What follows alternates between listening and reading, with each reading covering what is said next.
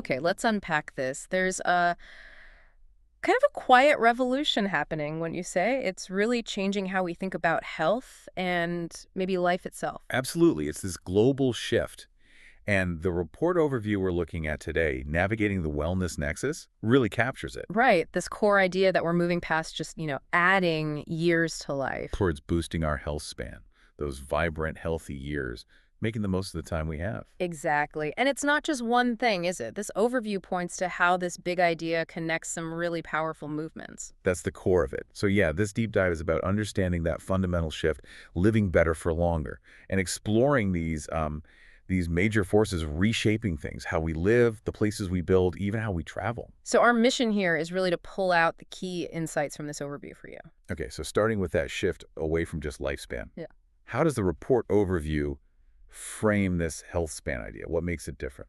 Well, it stresses it's not just adding years, it's about adding vitality, freedom from chronic illness. Which feels much more tangible, doesn't it? The Yeah. overview suggests focusing on health span is maybe more actionable day to day. Yeah, because so much ties back to our daily choices, our surroundings, Yeah. things we feel we can actually influence more directly than, say, the deep biology of aging itself. Right. And the overview identifies this sort of trinity driving it all. What are those pillars? It lays out three key interconnected movements. Longevity science is the first one. Okay, longevity science, the bedrock. Exactly. It's positioned as the intellectual and empirical foundation.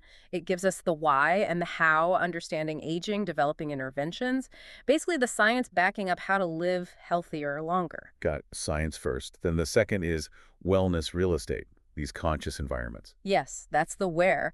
Thinking about, designing and building the places we live, work, and play specifically to support health, physical, mental, emotional health. So making the healthy choice the easy choice in our environment. Precisely, building it into the background of our lives. Okay, science informing, environment supporting. And the third piece, wellness tourism, but it's evolving. Right, into what the overview calls transformative travel. This is the when and the experience part. So more than just a relaxing holiday. Much more. These are journeys focused on real personal growth, deep rejuvenation, fostering well-being that lasts after you get home, active experiences that teach and inspire. What's really interesting, and the overview stresses this, is that they aren't just parallel trends running alongside each other. No, definitely not. How do they connect? The overview talks about synergy, right? Yeah, it describes it as a virtuous cycle.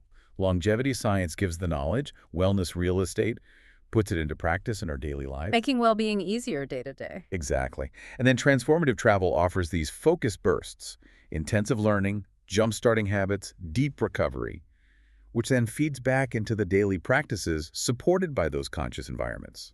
Ah, so it's like a loop. Science informs the buildings support the habits, maybe habits explored more deeper during travel. Precisely. Each element strengthens the others. It creates a more holistic path. The overview mentions Bali as a place kind of embodying this convergence, natural beauty, culture, and growing wellness infrastructure. And this isn't just a nice idea. There's serious money moving here. The market growth. Well, the numbers are pretty staggering. Wellness real estate, it surged globally from about $225 billion in 2019 to nearly $440 billion in 2023. Wow, even through the pandemic years. Right, and it's projected to hit over $900 billion by 2028. That kind of growth really underscores the demand for healthier environments. It's not niche anymore. And that fits with the wellness travel spending too, right? That figure about them spending, what was it, over 50% more than typical tourists? Yeah, back in 2017 already. It shows people are really valuing and investing in these focused, transformative experiences. It points to what the report calls e-luxury. Experiential luxury, so experiences over stuff. Exactly. High-value experiences centered on personal growth, well-being. It connects right back to that health span goal. Makes sense. If vitality is the goal, then achieving more healthy, vibrant years. Becomes the ultimate aspiration. The overview kind of hints that longevity itself, that ability to live fully for longer, is becoming a new kind of status symbol. Interesting. And looking forward, what does the overview suggest is next for this wellness nexus? It points towards deeper tech integration. Think hyper-personalization. Also just a broader mainstreaming of these holistic ideas. And interestingly, often a reconnection with authentic cultural traditions for well-being. So it sounds like a future where living well is just much more deeply woven into everything. What does understanding this overview mean for you, our listener? Well, it means recognizing that these forces, science, environment, experience, are converging, and you could potentially leverage them consciously to enhance your own vitality, your own health span. Okay, so here's a final thought for you to chew on, stemming from the report's ideas. What if, in the future, the real measure of wealth isn't just how many years you live? But the richness, the vibrancy, the quality of those years, how might thinking about that shift your priorities today?